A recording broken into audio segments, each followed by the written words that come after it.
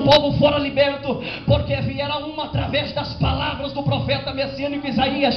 Queria curar todas as feridas, queria entregar a liberdade para o povo cativo, queria entregar a salvação para o povo perdido, queria entregar a vitória para o povo desesperado, queria entregar a vitória para o povo que estava abandonado. Ora, quando eu olho para essas palavras do profeta messiânico Isaías, eu posso ver o profeta messiânico Isaías no momento este a qual o povo de Israel estava fora e estava liberto do povo cativo. E quando chegamos ao capítulo de número 54 e versículo de número 17, a quando o profeta Isaías menciona em suas palavras dizendo: toda ferramenta preparada contra ti não prosperará, e toda língua que se levantar contra ti em juízo tu a condenarás.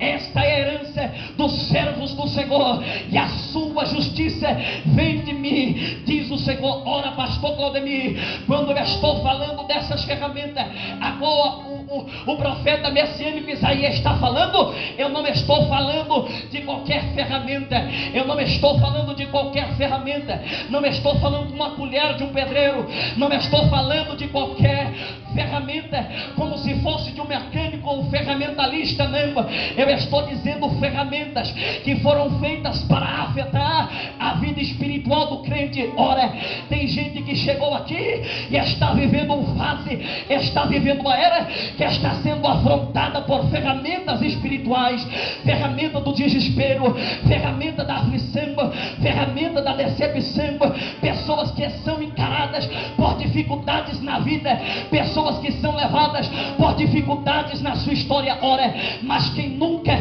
missionário Lucas Rafael, para conquistar um outdoor, quem nunca para conquistar um patamar, quem nunca para chegar aonde chegou, passou por essas ferramentas.